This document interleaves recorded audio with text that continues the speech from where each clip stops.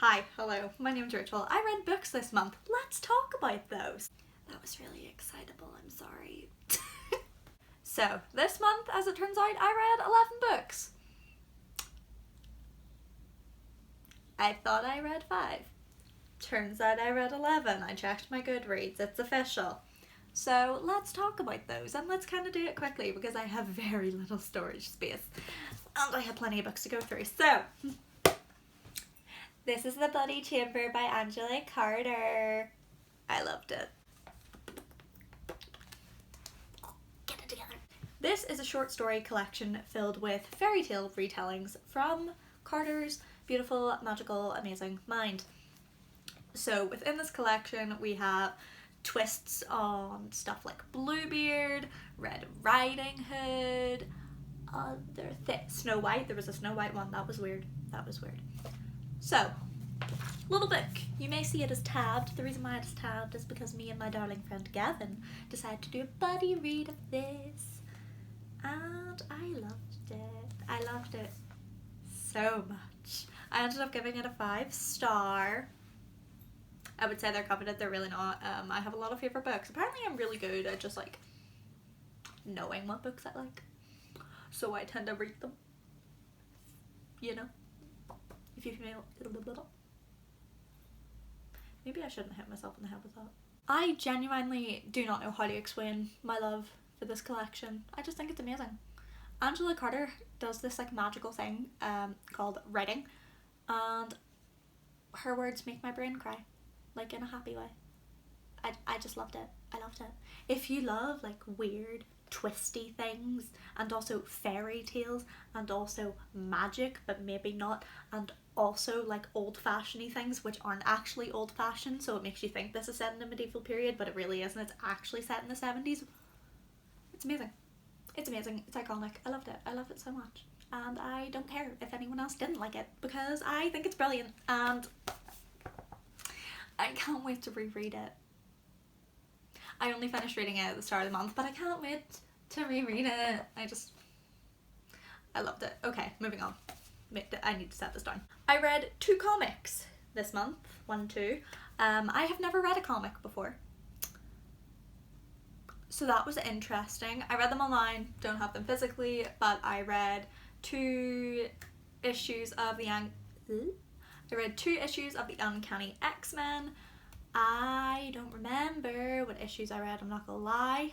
They were old ones, they were from like the 70s, I think. I'm not gonna lie to you, I read them because I am obsessed with Rogue from the X-Men. I fancy her so much, and I just wanted to read like her entrance, basically. So I read the 2 of those. Ooh. Actually, wait, did I read more comics than that? Oh dear lord, I actually think I read like 4 of them. We're not going to talk about it, I'm only going to count 2. I'm not going to go back through my search history and find the other ones I read. I blocked it out from my mind that I read more than 2. But basically, I read a few editions of the Uncanny X-Men just to get a feel of Rogue and Gambit. If you know. You know. I don't really have many thoughts on them. I didn't rate them because they were comics. They were like all less than like 50 pages. So I didn't really think it was fair to rate them. I enjoyed them. I thought they were really cool. The art styles were interesting. The switch in the art styles really confused my poor little pea-sized brain, because I have never dealt with changing art styles. But it makes sense because the Uncanny X-Men did begin in the 60s and ended in like the 2000s. That's probably wrong, don't quote me. But yeah, I enjoyed them. I like the X-Men. The X-Men make me happy. They're all weirdos, but they're a family. So yeah, I enjoyed that. Don't have a rating though. Next, I read Raven by Cami, Garcia and I can't say his last name. Gabriel Piccolo? Like a piccolo? I think. Anyways, I read Raven. I actually really enjoyed this. I, again, just like Rogue, fancy Raven. I grew up watching X-Men Evolution and Teen Titans. if you know anything about Raven and Rogue in those shows, then you know I fancy emos. It is what it is. But yeah, so this graphic novel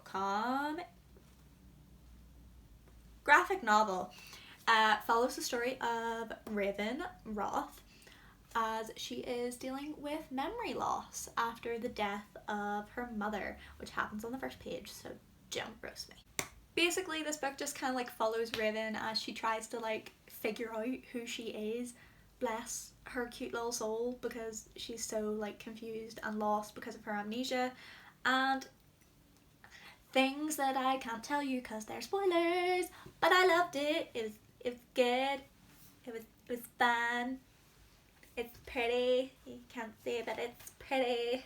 And I enjoyed it. I give it 4 stars because I'm trash for Raven. So if she's in anything, I'll read it. I'll watch it. Well, maybe not watch it. I didn't watch Teen Titans Go. I'm probably not going to watch Teen Titans, maybe. Okay, never mind. I love Raven, but apparently only to a certain extent. I'm really excited to read Beast Boy, which is the second book in this series. I have it sitting up there. It arrived today. I'm very excited. I'm probably going to read it after this. Hee. I'm stressing myself. Talk fast. So, next. Hi. I read The Shining. Finally read it. Hee. I had never seen the film either. Can I just say it? I watched the film after reading the book. Very different, but we'll ignore that. This is not a movie review. The Shining by Stephen King, if you didn't know. I also give this 4 stars. I enjoyed it. I thought it was fun. The Shining tells the story of Jack Torrance, his wife Wendy, and his strange little son Danny, who I love because he's weird. And yeah, it tells the story of them as they live in the Overlook Hotel during its off season in the middle of the winter. Because Jack is the caretaker. Didn't mention that. It was a good book. I really enjoyed it.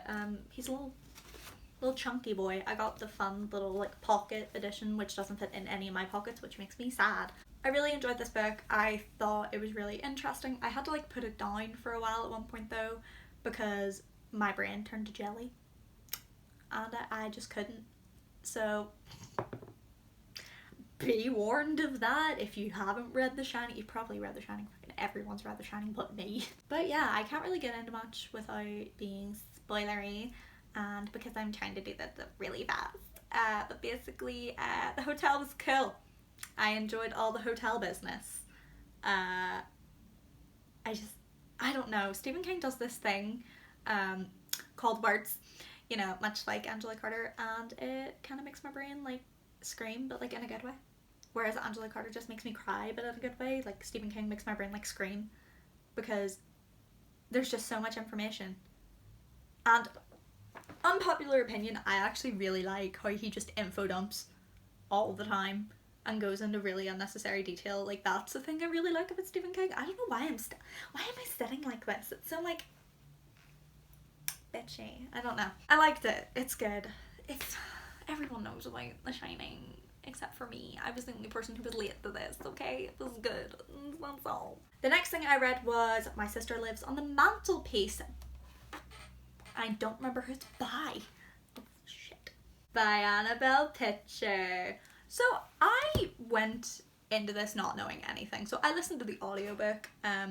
You'll find this is like a common thing. I like jump about between physical books, ebooks, audiobook.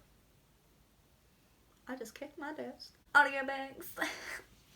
So I listened to this on audio mainly for the fact it was narrated by David Tennant. I'm not gonna lie.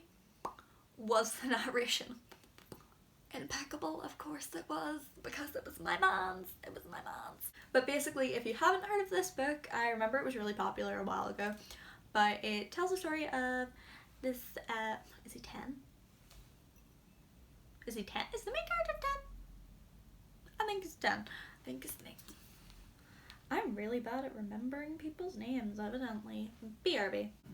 Hi, I'm back. So, basically, Jamie, main character's called Jamie. He's 10. He lives with his dad and his older sister, who I also just forgot the name of, Jazz.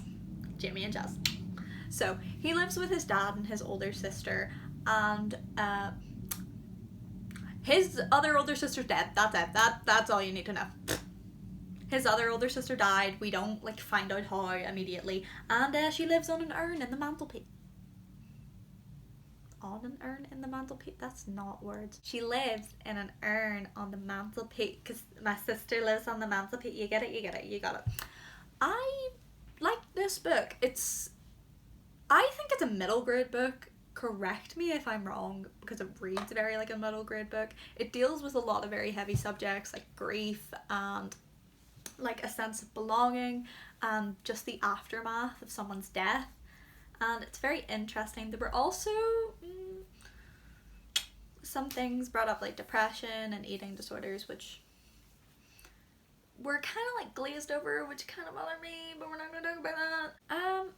I don't know. I thought it was decent. It wasn't bad at all. I actually really enjoyed how Jamie ended up forming a friendship with this girl he goes to school with, and they were really cute, and it was about overcoming like discrimination and like boundaries and like things. As I'm doing this, I'm literally like checking the Goodreads, what do you call it, description, to see if I say anything it's a spoiler. Oh yeah, okay, so I enjoyed his friendship with a girl he goes to school with, and I liked what that dealt with.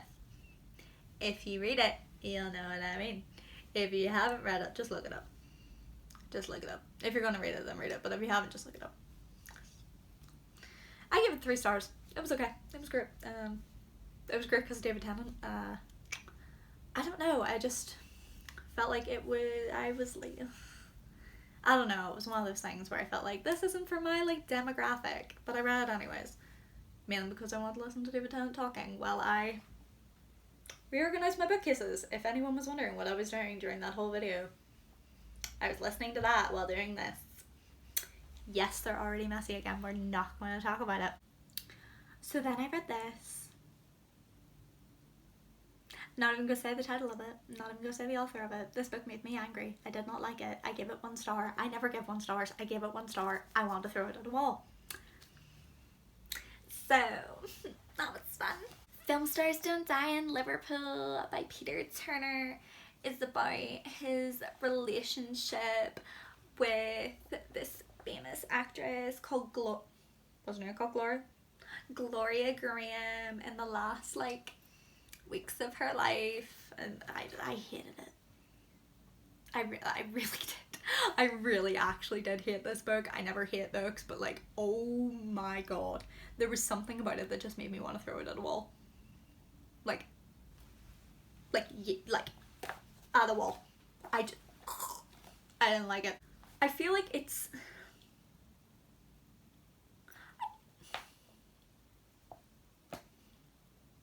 no. Do you see how short this book is? I literally thought about DNFing it. It's 100. How long is it? It's 160 pages. I thought about DNFing it. I feel like that says enough. I feel like that says enough about how I felt about this. Apparently it's a true story. If it is a true story, I really am concerned for this guy and his family because they're all robots. Also concerned about the woman Gloria because from his words she was an alien, not an actual person. Like 1 second she was like dying, and then the next she's like, oh my god, Peter, so can you like do this for me? Like,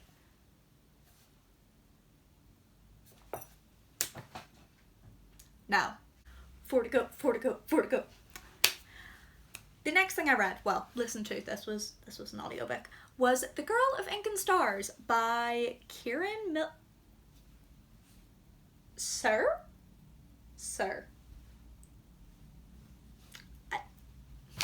Great. The issue has been dealt with. The Girl of Ink and Stars by Kieran Millwood Hargrave. Don't know. I also think this was a middle grade book. I'm not too sure. If it is a middle grade book, I like it for being middle grade. If it's meant to be YA, no. It was, again, short. I evidently read a lot of short books this month. I don't normally do that, but I read a lot of short books. So, I don't even really know how to explain this. This is a little fantasy novel, which follows this girl called Isabella. I really need to stop saying this follows. Basically, it's about this girl called Isabella, and she lives on a little island with her dad, who's a cartographer, and her best friend is the princess.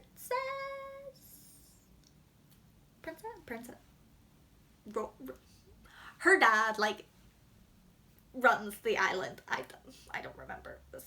This was a hot minute ago that I listened to this. Basically, it's a really cute story just about, like, friendship, and it has, like, fantasy. It's a fantasy novel, of course it has fantasy. It kind of makes me think of if Northern Lights wasn't as like, you know how it's been like there's a lot going on in Northern Lights. Basically, if you diluted Northern Lights, it's kind of like that. It's like friendship, it's like self-discovery, it's like magical things going on. I don't know, it was good. If I had a child, I would recommend them to read that book. If you have a child, maybe your child might like that book. Because I kind of thought it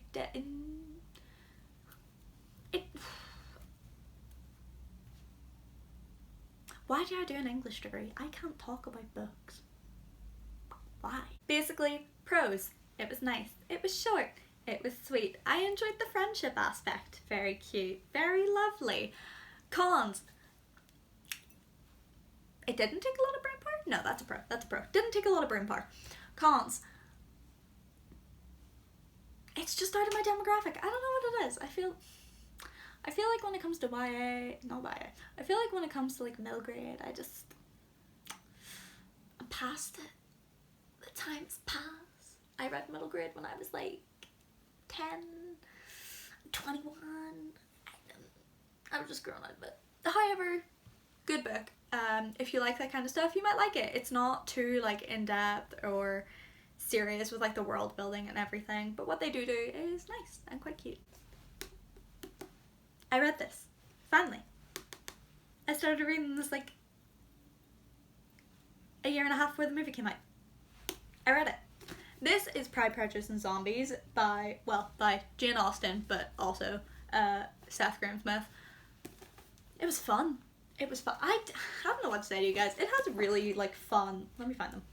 Hello? It has really funky illustrations. I've never read Pride and Prejudice. Should probably do that. I know that's blasphemy for most people, but I haven't read it yet. So I liked this. It was fun. It was funky. Every time Mr. Darcy spoke, I pissed myself laughing. I just think he's so funny. That he gives no shits. He just roasts people constantly, and it's hilarious. I loved it. I loved the illustrations. They were so much fun. I actually, maybe unpopular opinion, really do like this book. I gave it 4 stars. I just thought it was really fun. I loved the random zombie interjection and the fact that they're dealing with, like, such mundane things at the same time as, like, low-key the apocalypse is happening, but they're just, like, not caring and continuing on with, like, middle class life. I don't know. It was just, I went into it knowing it was absurd, so I loved it because it's absurd. Yeah, I thought it was really fun. I don't know. I recommend it if you're someone who doesn't want to use your brain and you just want to have a giggle.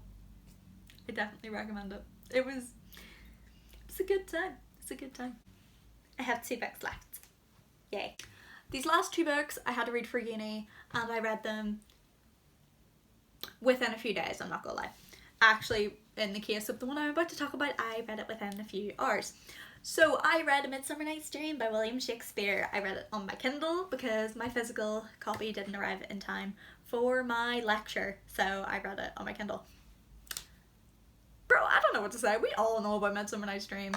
I gave it 3 stars, if that means anything to anyone. I don't really like to rate books for uni because I go into them knowing that they're not, like, my kind of book, so to say. Like, when it comes to me, I like to read things I know I'll like, or I yeah, I like to read things I know I like, and a lot of the stuff I study in uni, I kind of go into knowing that I'm not going to love it, but I'm looking at it critically. So Midsummer Night's Dream, I really appreciate it critically. Really interesting to like look in depth about everything, like the relationship between Hippolyta and Theseus. Very interesting connotations depending on how the director wants to play with it. But I don't know, I liked it. I found it funny. Oh my god, it did give me a giggle at points. It really did. It did indeed give me a giggle. Just any time that Hermia was roasted and and everyone was like, "You're short." Like, that's the worst thing you can say. Though she be little, she be fierce. Like, that's your insult? Okay. Alright. The mechanicals, hilarious. Funny. I'm just talking about this like you know what Midsummer Night's Dream is about. You might not. Midsummer Night's Dream, Shakespeare play, evidently. Basically, these two young lovers called Hermia and Lysander are basically told you're not allowed to get married because Hermia is meant to marry this guy called Demetrius, and this guy called Demetrius essentially has a mini stalker called Helena, and Helena and Hermia are friends, and it's a whole thing. So Hermia and Lysander end up running away together, going to the woods, because they're going to go live with his widowed aunt so they can escape her having to marry Demetrius, and weird stuff ensues whenever Demetrius and Helena follow. Fairies are involved. When in doubt, blame fairies. It's fun, it's whimsical, it's funny, it gives you a giggle. I think out of all Shakespeare plays, it's actually like one of the easiest to read. Like, it's like, it requires like very little brain power, and that's coming from someone who is dyslexic and stupid, which means I struggle to read Shakespeare sometimes, which is really ironic because I'm doing an entire module based on Shakespeare. Should have thought that through. The final book I read in the month was Orinoco by Afra Ben. I gave it 2 stars. I didn't like it. There's not much to say on it. Again, this was for another class. This is for my 17th century to 19th century fiction. So this was written in 1688.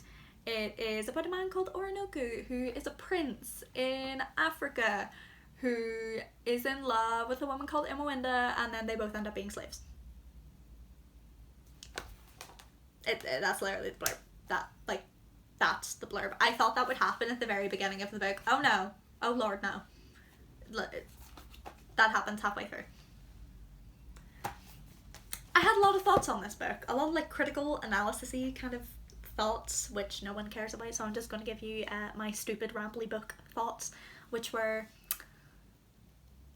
no. Just, it was easy to read. Like, it was easy to read. You would think for something written in the 17th century it would be difficult to read. No. Really easy language. Good pro.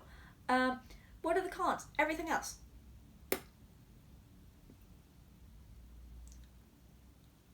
I mean, there was a fun, gory scene at the very end.